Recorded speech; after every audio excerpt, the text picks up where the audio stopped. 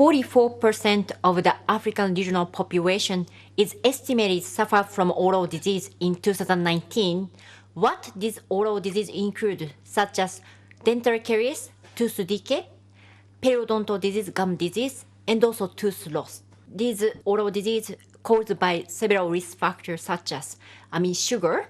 High sugar is actually cause dental caries, and also tobacco causes a periodontal disease and also oral cancer.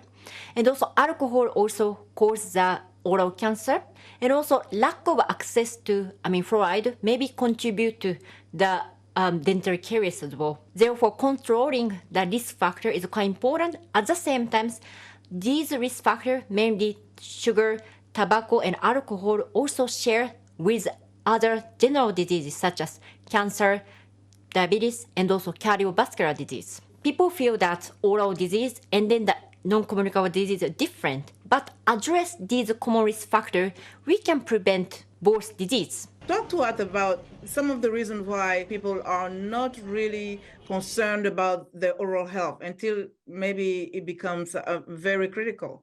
One of the reasons potentially would be maybe people think the oral disease is very important, but actually not cause death. Some oral disease also cause death, such as if you can, just remain the untreated dental caries, that also potentially cause death. And also, especially in the Western Africa, we have a disease called NOMA, that is, disease of the mouth and face, and then especially the children between 2 to 6 years old suffering malnutrition and lack of access to the vaccination, poverty situation. Because if untreated, the potentially NOMA cause around 90% of deaths of that untreated NOMA children. Therefore, we should not neglect oral disease. One of the things that we see a lot, and it's very common among people, is bleeding while brushing and also swollen gums. When should we be concerned about these signs and how can we prevent them? This is linked with gingivitis and periodontal disease. Some inflammation happen with your gum. Therefore, if you see gum is not coral pink and you feel that there is a dark color of red, or if you also can see some of the plaque or tactus in your teeth, definitely that potentially causes a periodontal disease. Therefore, you need to brush teeth properly. When you look at the big picture, what can be done to improve oral health care in Africa? Definitely, we do not have an adequate number of oral health workforce. According to the Global Oral Health Report, in our continent, for example, the 10,000 population, we only have 0.33 dentists. This is actually the 1/10 of the global ratio. But we still have half of the population suffering from untreated oral disease. Therefore, we also need to access oral health service. Especially, we need to think about really innovative workforce model to address unmet needs for oral health.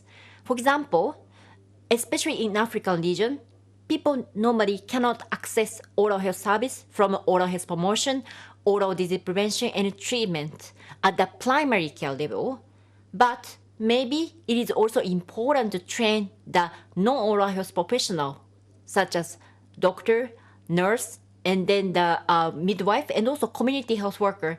This person is actually responsible for that primary care level. And if they can provide some of the oral health service, more people can access to oral health service. In our continent, actually 50% of the country do not have an oral health policy.